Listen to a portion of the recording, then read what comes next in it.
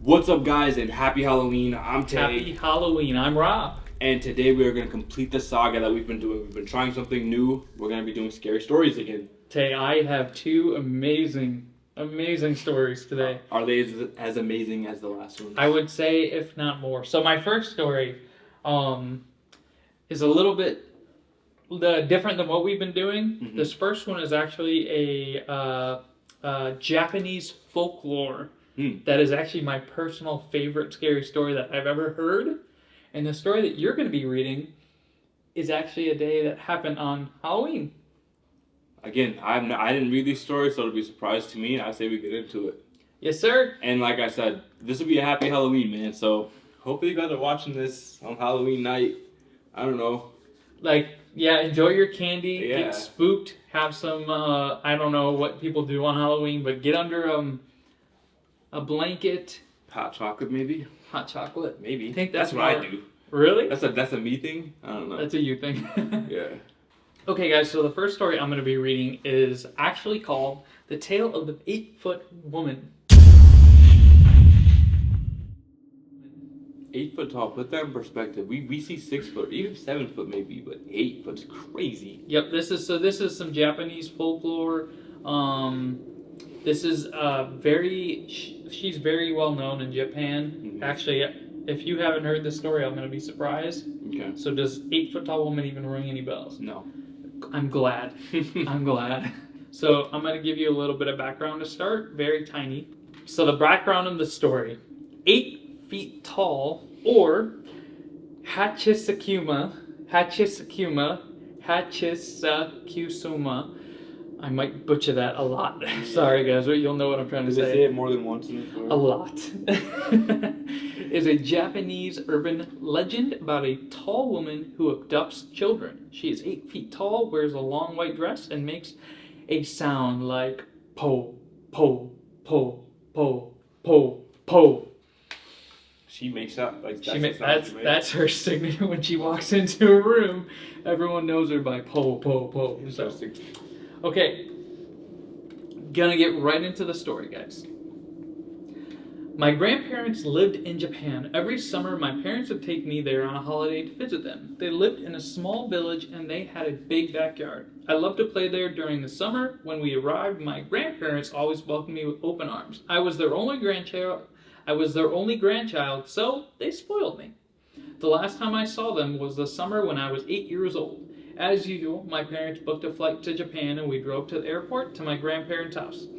They were delighted to see me and had a lot of little presents to give me. My parents wanted to have some time by themselves, so after a few days they took a trip to another part of Japan, leaving me in the care of my grandpa and grandma. One day, I was playing out in the backyard. My grandparents were inside the house. It was a hot summer's day and I laid down on the grass to rest. I stared up at the clouds and enjoyed the feeling of the soft rays of the sun and the gentle breeze. Just as I wanted to get up, I heard a strange sound. Po, po, po, po, po, po. I didn't know what it was, and it was hard to figure out where it was coming from. It sounded almost like somebody was making the noise themselves, as if they were just saying po, po, po, over and over again in a deep masculine voice. I was looking around, searching for the source of the noise, when I suddenly noticed something at the top of the tall hedges that enclosed the backyard. It was a straw hat. It wasn't resting on the hedge, it was behind it. That's where the sound was coming from. Po, po, po, po, po, po. Then the hat began to move, as if someone was wearing it. The hat stopped at the small gap in the hedge, and I could see a face peering through. It was a woman, but the hedges were high, almost 8 feet tall. I was surprised at how tall the woman was. I wondered if she was wearing stilts or some sort of huge high-heeled shoes. Then, a split second later, she walked off and the strange noise disappeared with her, fading into the distance. Bewildered, I got up and wandered back into the house. My grandparents were in the kitchen drinking tea. I sat down at the table, and after a while, I told my grandparents what I had seen. They weren't really paying attention to me until I mentioned that distinctive sound. Po, po, po, po, po. As soon as I said that, both of them suddenly froze. Grandma's eyes grew wide and she covered her mouth with her hand. Grandpa's face became very serious and he grabbed me by the arm. "This is very important," he said, with an intense voice. "You must tell us exactly how tall was she?" "As tall as the garden hedge," I replied, beginning to get scared. My grandfather bombarded me with questions. Where was she standing? When did this happen? What did you do? Did she see you? Did she see you? Thank you. I tried to answer all his questions as best as I could. He suddenly rushed out the hallway and made a phone call. I couldn't hear what he was saying. I looked over at my grandma and she was trembling. Grandpa came barging back into the room and spoke to my grandmother. "I've got to go out for a while," he said. "You stay here with the child. Don't take your eyes off him for a second." "What's going on, Grandpa?" I cried. He looked at me with a sad expression in his eyes and said, "You've been liked by Hachi Shakusama." With that, he hurried out, got in his truck, and drove off. I turned to my grandmother and cautiously asked, "Who's Hachi Shakusama?" "Don't worry," she replied in a shaking voice. "Grandpa will do something. There's no need for you to worry." As we sat nervously in the kitchen waiting for my grandfather to come back, she explained what was happening. She told me there was a dangerous thing that was haunting the area. They called it Hachi Shakusama. Because of its height. In Japan, Hachi Shakusama means 8 feet tall. It takes on the appearance of an extremely tall woman and makes a sound like po, po, po in a deep male voice. It appears slightly different depending on who sees it. Some say it looks like a haggard old woman in a kimono, and others say it is a girl in a white funeral shroud. One thing that never changes is the height and the sound it makes. A long time ago, it was captured by monks and they managed to confine it to a ruined building on the outskirts of the village. They trapped it using 4 small religious statues called Jizos that they placed at the north, south, east, and west of the ruins, and it wasn't supposed to be able to move from there. Somehow, it managed to escape. The last time it appeared was 15 years ago. My grandmother said that anyone who saw 8 feet tall was destined to die within a few days. It all sounded crazy. I wasn't sure what to believe. When Grandpa came back, there was an old woman with him. She introduced herself as Kei-san and handed me a small scrumpled piece of parchment saying, "Here, take this and hold it." Then she and Grandpa went upstairs to do something. I was left alone in the kitchen with Grandmother again. I needed to go to the toilet. Granny followed me to the bathroom and wouldn't let me shut the door. I was beginning to really get frightened by all this. After a while, Grandpa and Kei-san took me upstairs and brought me into my bedroom. The windows were covered in newspaper and a lot of ancient ruins had been written all over them. There were small bowls of salt in all 4 corners of the room and a small Buddha figure placed in the center of the room at the top of a wooden box. There was also a bright blue bucket. "What's the bucket for?" I asked. "That's where you pee and poo," Grandpa replied. Kei-san sat me down on the bed and said, "Soon the sun will be setting, so listen carefully. You must stay in this room until tomorrow morning. You must not come out under any circumstances until 7 o'clock tomorrow morning. Your grandmother and grandfather will not speak to you or call you until then. Remember, do not leave the room for any reason until then. I will let your parents know what is going on." She spoke in such a grave tone that all I could do was quietly nod my head. "You have to follow Kei-san's instructions to the letter," Grandpa said, "and never let go of that parchment she gave you. And if anything happens, pray to Buddha and make sure you lock this door when we leave." They walked out into the hallway, and after saying goodbye to them, I closed the bedroom door and locked it. I turned on the TV and tried to watch, but I was so nervous I felt sick to my stomach. Grandpa had left some snacks and rice balls for me, but I couldn't eat them. I felt like I was in prison and I was very depressed and scared. I lay down on the bed and down on the bed and waited. Before I knew it, I was asleep. When I woke up, it was just after 1 a.m. All of a sudden, I realized that something was tapping on the window. Tap, tap, tap, tap, tap. I felt the blood draining from my face, and my heart skipped a beat. I desperately tried to calm myself down, telling myself it was just the wind playing tricks, or maybe the branches of a tree. I turned up the volume on the TV to drown out the tapping noise. Eventually, it stopped altogether. That was when I heard Grandpa calling me. "Are you okay in there?" he asked. "If you're scared, you don't have to stay in there alone. I can come in and keep you company." I smiled and I rushed over to open the door, but then I stopped in my tracks. I had goosebumps all over my body. It sounded like Grandpa's voice, but somehow it was different. I couldn't tell what it was, but I just knew. "What are you doing?" Grandpa asked. "You can open the door now." I glanced to my left and a chill went down my spine. The salt in the bowls was slowly turning black. I backed away from the door. My whole body was trembling with fear.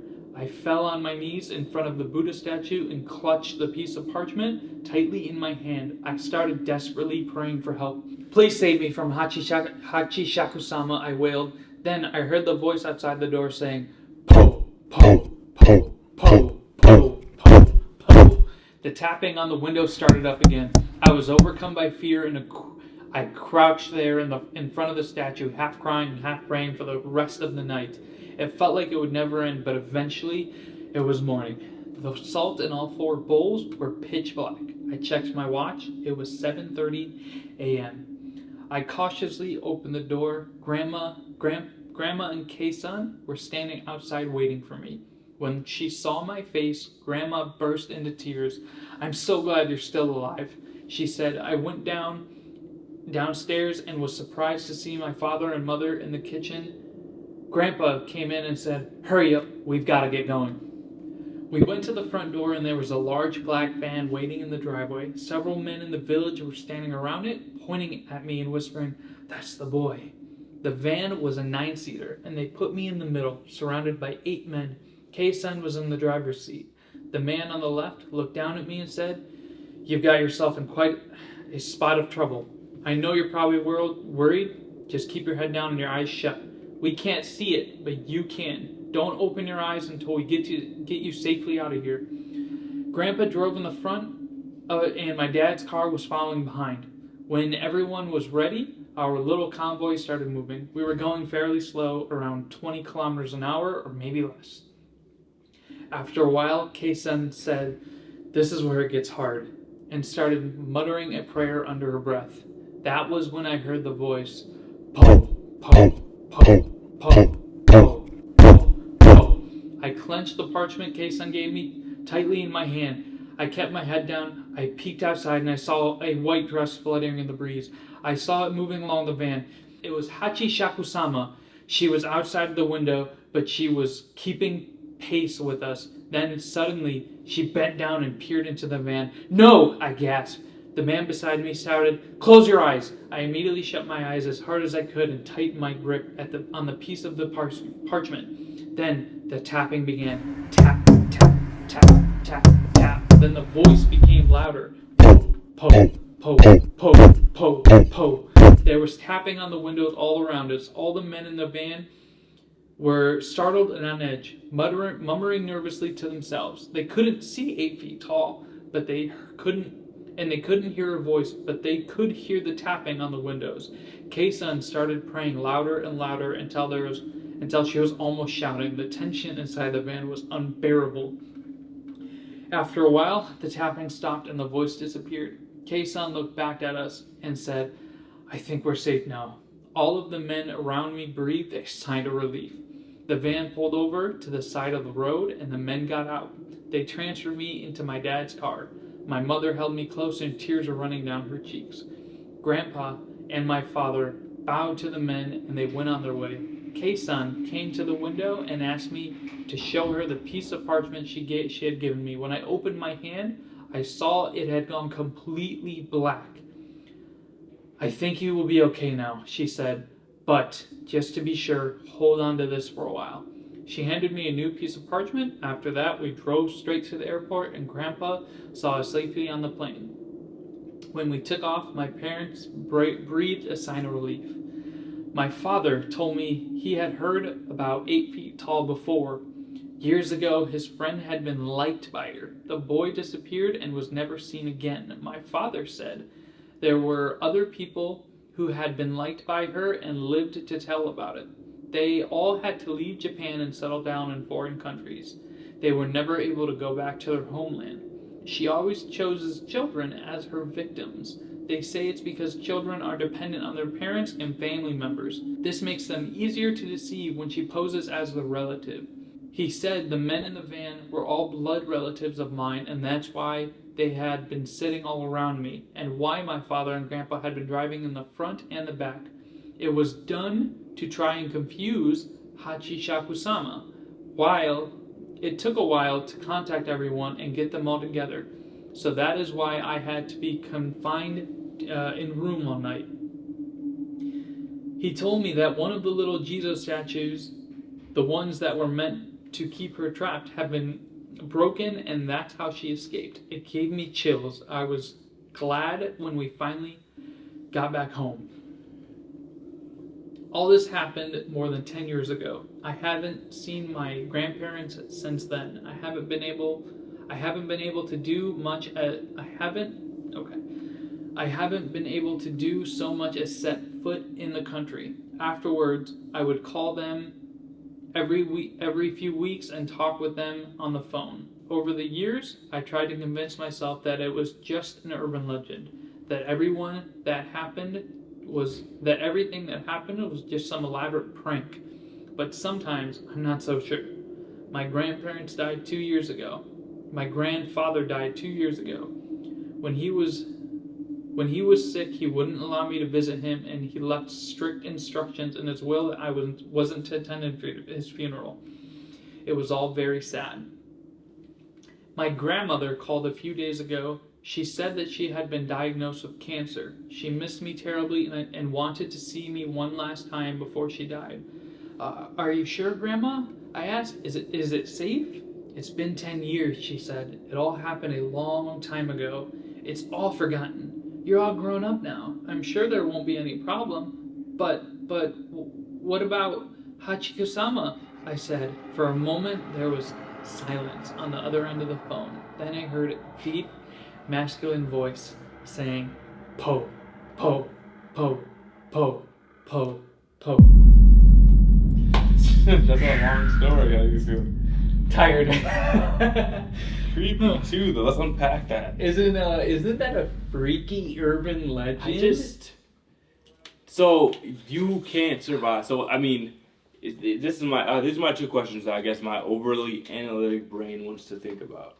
Right. Remember, this is an urban legend. Yeah. But so like, Hachishaku-sama goes after kids. Yes. 10 years goes by and still wants the same kid. Probably it goes after like the same victim. Because once it goes after the same kid, that kid has to leave the country. Yeah. So that means it keeps pursuing that same person. It doesn't. So you're safe once you leave the country.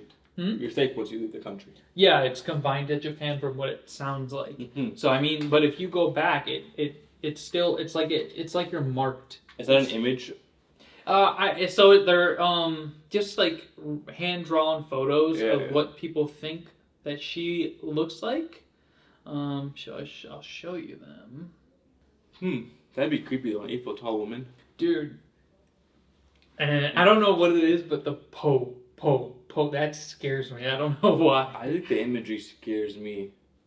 This looks like a little, almost like a manga someone drew. Mm-hmm. She's just like, I guess she's supposed to be really pale and have big eyes, the straw hat. And then let me see this other photo I think is a little bit better. Hachishaku-sama. You're saying it better than me.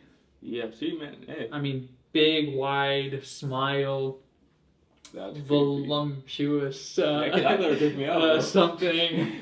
Just come get me. 8 foot tall. Every teenager's dream, right there.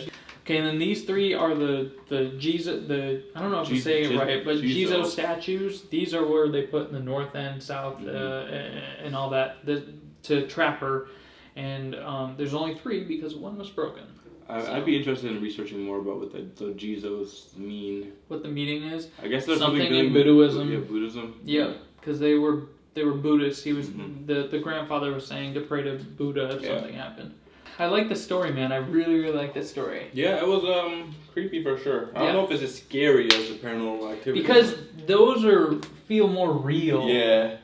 You know. No, but this one, I guess the scariest part for this one for me was when he came home and then he told the story to the grandparents for the first time, and then they froze, freaked out. Yeah. That was the scary part for me. The rest of it was kind of like the grandfather just goes like, "Hold on." Yeah. This story is called One Last Trick or Treat. And obviously, just like Robin, like we've done before, I can give a little bit of background information. I've never read this story, so that'll be my first read through. This one is off Reddit. Let's get into it though. So the background. It's that time of year again.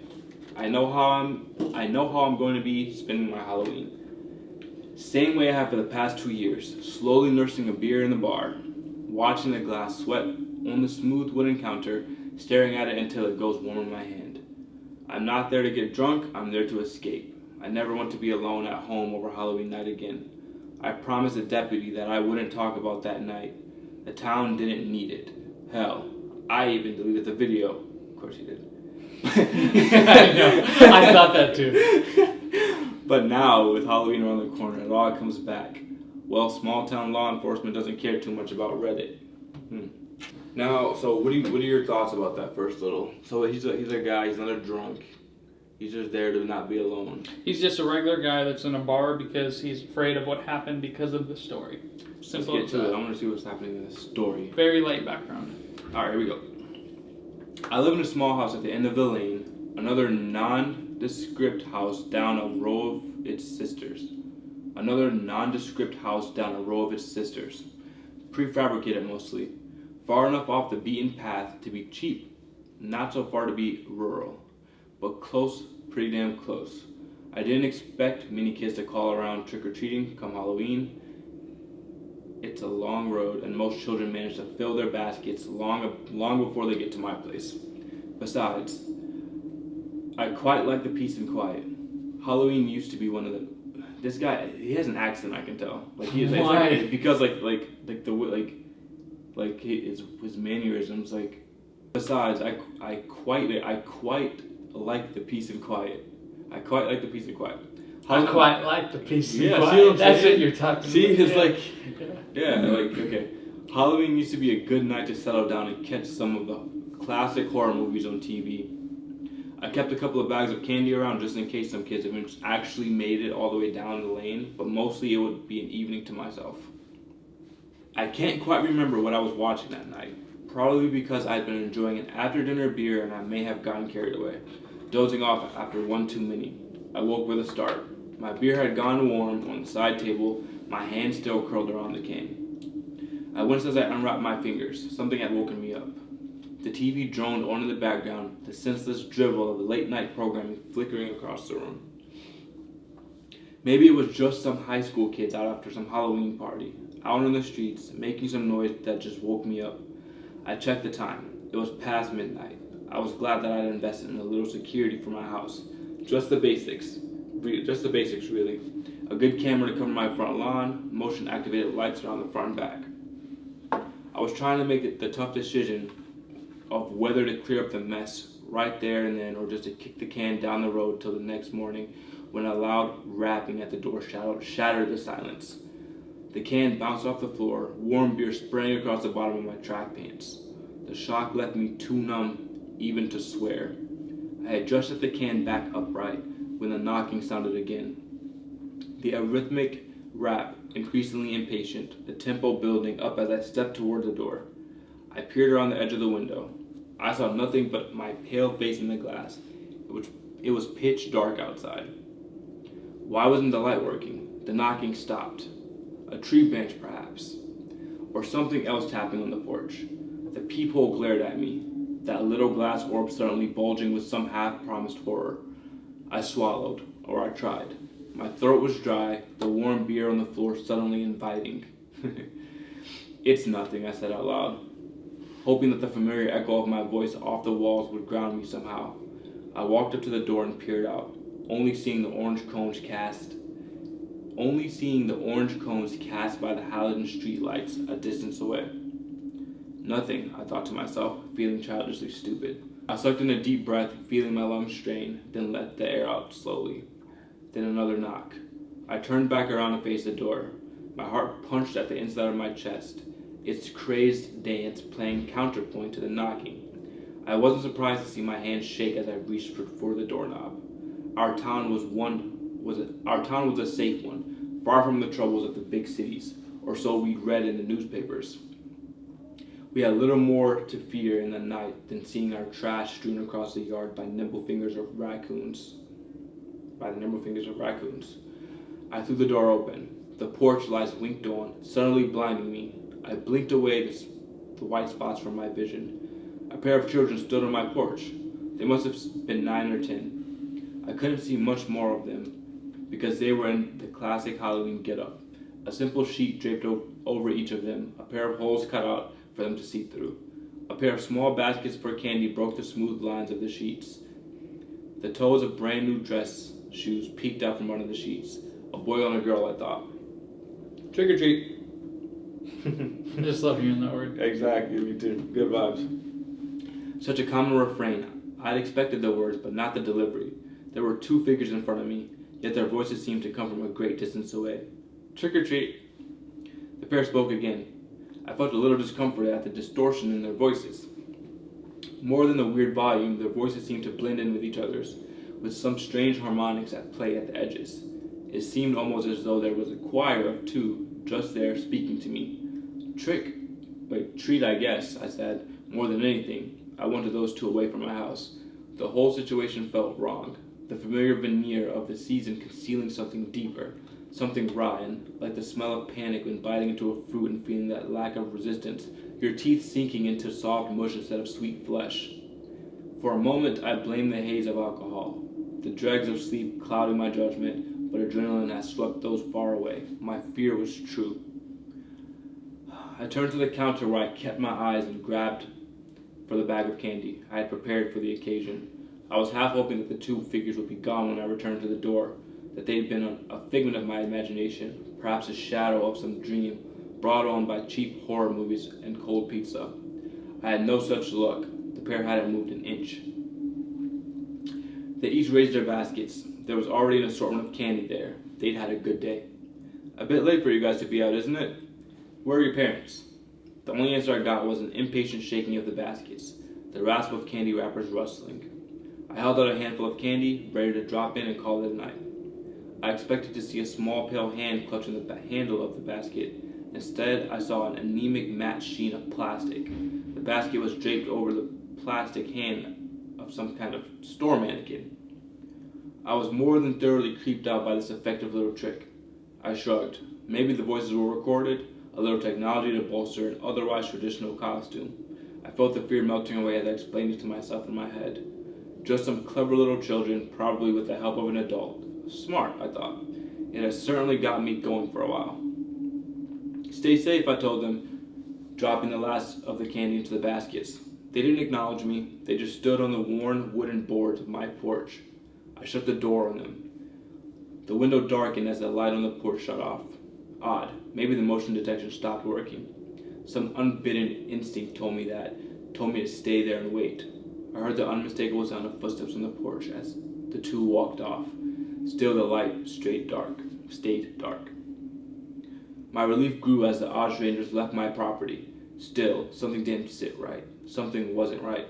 The light was working. It turned on when it detected me. It saw me. It didn't see the kids. The sensor was working. It was state of the art. Passive infrared. So wait, let me pause for a second. He said that he had a nice, humble security system. Now state of the art. Mm-hmm. Interesting. I guess. The light was working. It turned on when it detected me. He said state of the art security system. Nothing. He said. The first time I remember him saying. He said it was like a basic system. Nothing too fancy. typical Really? cameras up front and motion detectors in the back. That's what he said. Okay. Don't remember. He made it sound very basic. Okay. The sensors were working. It was state-of-the-art. Passive infrared. Detected motion by detecting changes in temperature, like a human body. Like mine, but not the kid's. Whatever was under those pristine white sheets wasn't warm at all. The realization washed over me, like an ice cube running down my spine. My breath came in short rasps.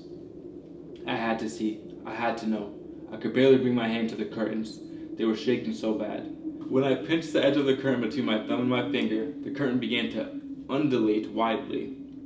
I filled my lungs and peered out through the glass. They were still there. Barely 20 yards away, doing nothing, just standing there, motionless, facing the street. As I watched, they both swiveled their heads in perfect tandem to affix 2 pairs of fathomless eye holes on the window. There was no way they could have seen me come to the window. I had to put the back of my hand in my mouth and bite down hard to keep from calling out. They knew I was there. I backed away from the window, dragging my leaden feet over the carpeted floor. I barely noticed when my heel knocked the can back. The beer leaked out onto the carpet, leaving a widening patch in front of me. I couldn't believe the raw animal fear those two had summoned upon me.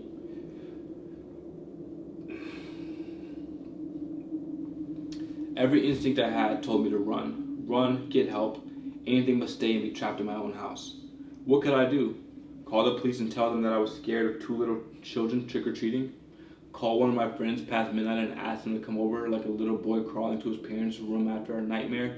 The situation was ridiculous. My mind told me so, that there had to be a rational explanation for everything. But I could not explain away from the light, fluttery feeling in my stomach. I could not rationalize the prickly lump at the back of my throat. They'd only said 3 words to me, in those unearthly tones. Who knew how cold those lips were? I shut the door to the kitchen, the sound echoing through the empty house. I turned my chair to face the front door, and then I waited, white-knuckled, for the dawn to come. I must have fallen asleep sometime during the long, cold wait, not daring to move from my chair, paralyzed with fear that one of those shrouded children would appear at my window, or worse yet, behind me. But even the manic store of energy wore out as the night wound to a close. I was woken up by a polite knock on the front door. I sat bolt upright, nearly falling off my chair. I stumbled to the door, a hint of the dread from a few hours ago still lingering like a stale funk in the air. I checked the peephole again. This time I was confronted with the well-scrubbed face of one of our town's deputies. We'd been to school together. It was the kind of smallish town where you know almost everyone your age, if they had a history there. He was an earnest man, tough but fair. "Good morning, officer." "Good morning," he replied.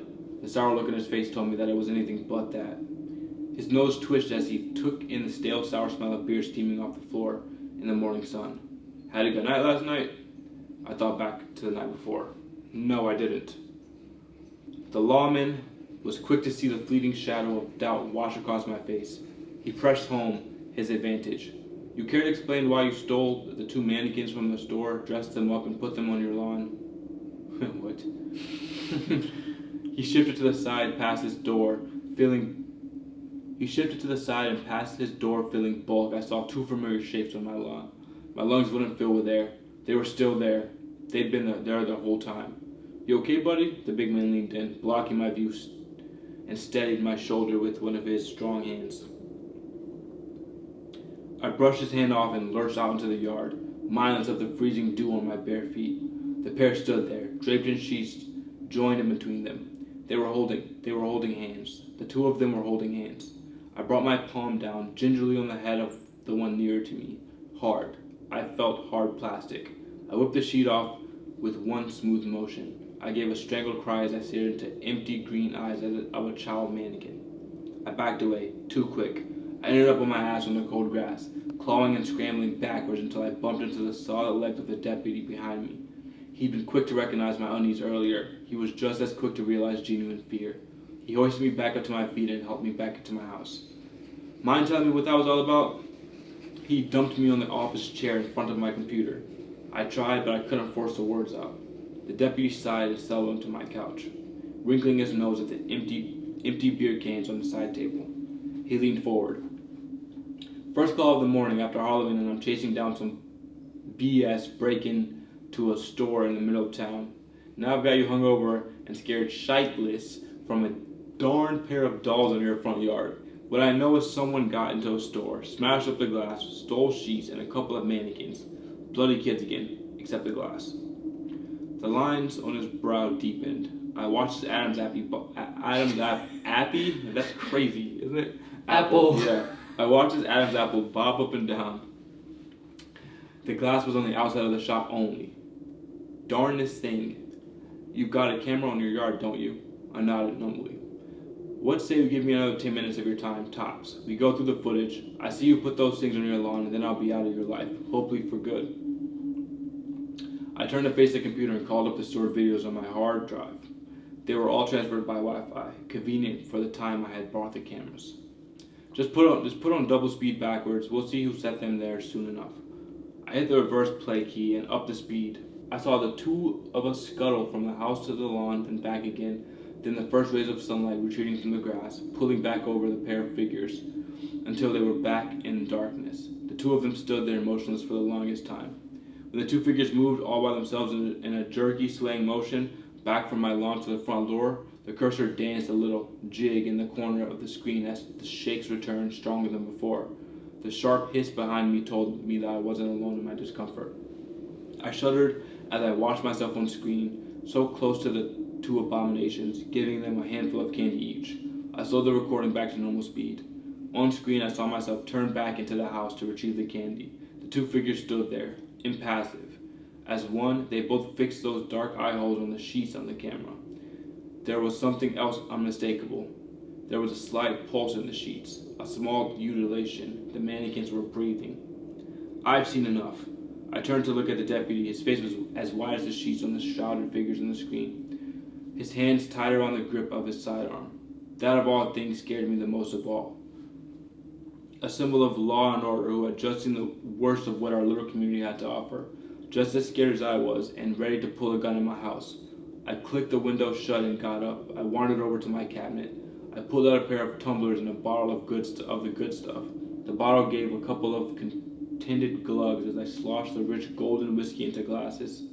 I set one down in front of the other man and took a sip from my glass. A lawman could lose his job, drinking on duty.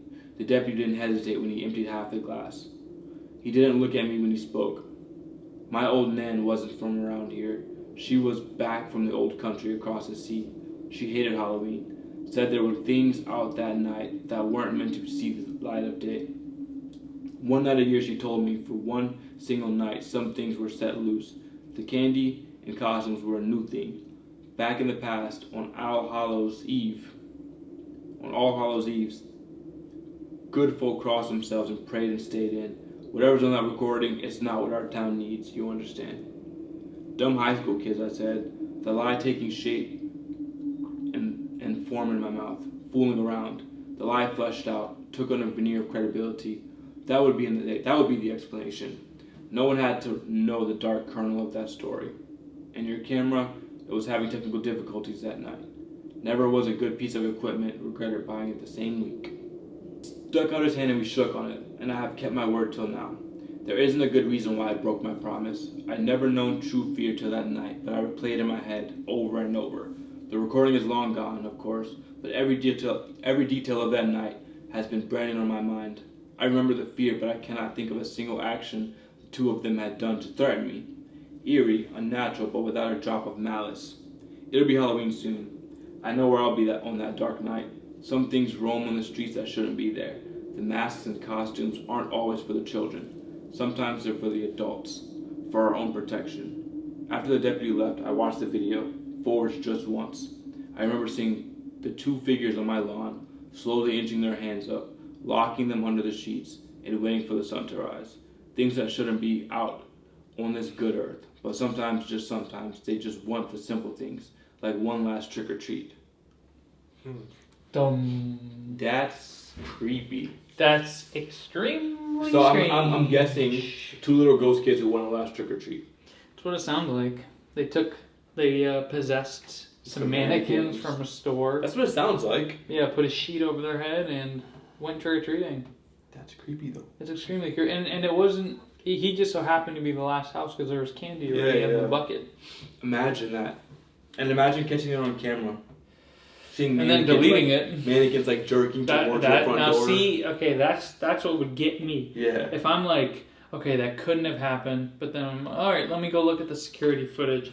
That probably didn't happen. You replay the footage, and it actually happened. That's like, dude, I'm not crazy. It happened. And then like also an eerie creepiness, them holding their hands as the sun rises up. That is so weird. It's like they're like brother and sister. Brother and sister, probably. That's what I was thinking. I was gonna say a couple, but I'm like, if they're trick or treating, there's no way. I was waiting for the deputy to go into detail about like 2 little kids that died from a car accident or something. Yeah, that would have been. That would have been extremely scary. And you don't know though. That could be like a yearly thing. They could do that a lot. You never know. They just took those mannequins and somehow they broke the glass. Yeah, I didn't think about that part. They broke out of the store. Very interesting. It's a scary story. And what's crazy is it happened on Halloween. They passed through the glass because they're ghosts. They took possession of the mannequins. Then they used the mannequins to break out of the glass. Correct. Yeah, that's the only way. Yeah. So I guess there's a lot of people who say that the veil between life and death is like the thinnest on Halloween. So it's easier for things to cross over. I think it's creepy for sure. I'm glad there wasn't any I would be terrified if I saw that. Part of me is glad that there's no footage because if I seen that, I wouldn't be able to unsee it. If anyone saw that, it'd be breaking news coverage. That's what I'm saying. As an edited video or something. You could not unsee it. Yeah, unless, obviously today we'd probably say, oh, it was edited. There's ways to prove it wasn't. Is there? Yeah, there's ways. Creepy. Yeah. What do you guys think about those stories, man? We need to know in the comments regardless. And I gotta say this again, Halloween's ending, but more holidays are coming. If you guys like these kind of narratives, us reading to the camera, whatever you guys want to label this category as, if you like that, let us know. We'll still tell scary stories. Yeah, we can make it happen, man. I enjoy it. It's a change of pace. Mm-hmm. It's especially special during Halloween time. It just is. Yeah. It has that spooky feeling. So we're recording this on Halloween's Eve, but it's going to be up on Halloween. Mm-hmm. So from us to you guys, sincerely, have a great Halloween. It's the best holiday of all time. It really is the best. It's our best holiday. We love it. We just enjoy it, man. Find a way to enjoy Halloween, no matter how old you are. This is our piece of that we found enjoyment, and we're trying to give back to you guys. So, I think it's cool. If you guys want to see more of this kind of stuff, let us know. Seriously, we'll do it. And on that note, ghosts and goblins and ghouls, witches and warlocks, mummies and werewolves. Stay spooky. And we'll see you guys in the next video. Tonight's your night. I like these kind of videos, dude. Yeah, they're fun. It's like